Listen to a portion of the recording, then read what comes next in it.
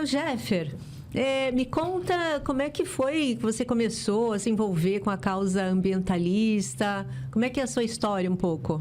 É interessante a pergunta, Eneida, porque eu principalmente, né?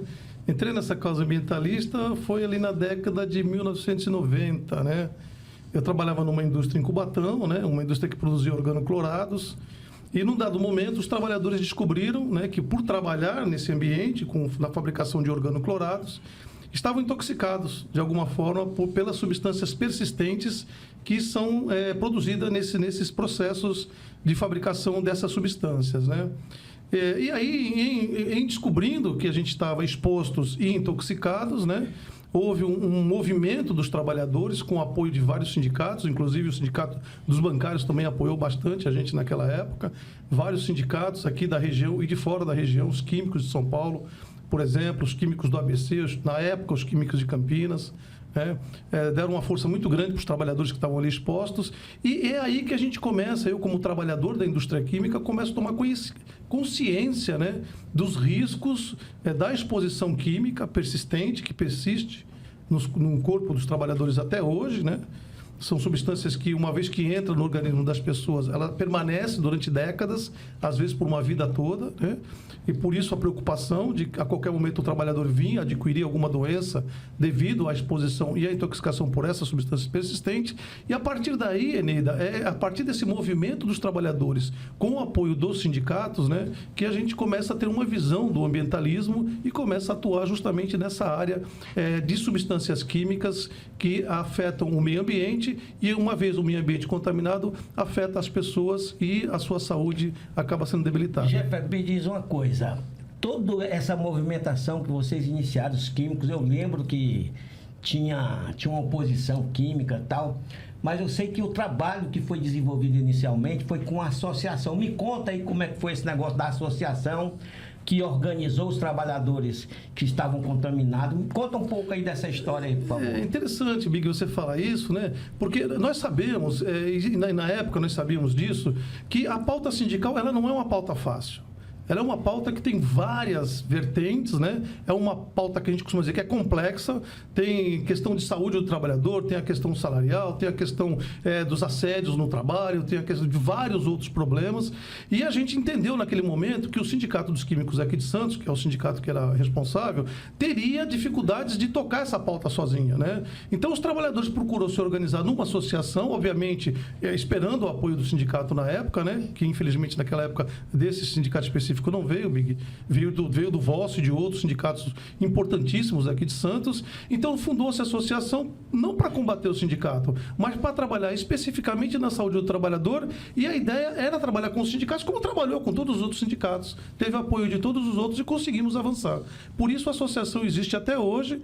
É uma associação que nasceu para defender os interesses da saúde do trabalhador. Depois ela foi crescendo, Big, não só para os trabalhadores da Ródia, mas para trabalhadores do polo petroquímico todinho.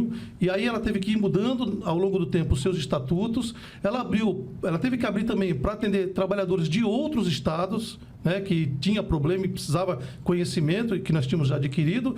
E depois, Big, também abriu para a população exposta, como aqui na Baixada Santista. Qual é o nome da associação? Hoje é a Associação de Combate aos Poluentes. Nesse caminho, Big, que você perguntou, ela começou como Associação dos Contaminados Profissionalmente por Organoclorado, depois ela se transformou em Associação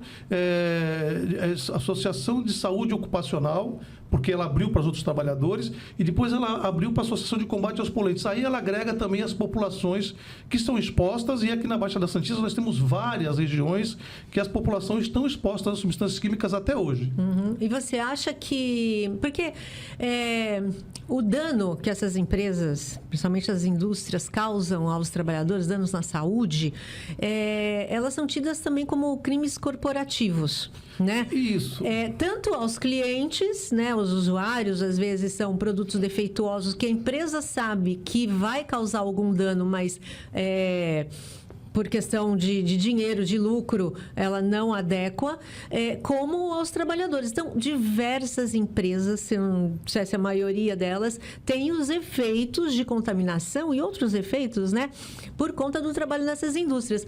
Acontece que quando os trabalhadores conseguem levar a cabo isso, inclusive na justiça, o que é feito é um ajuste de conduta, é uma indenização aos trabalhadores, mas de fato,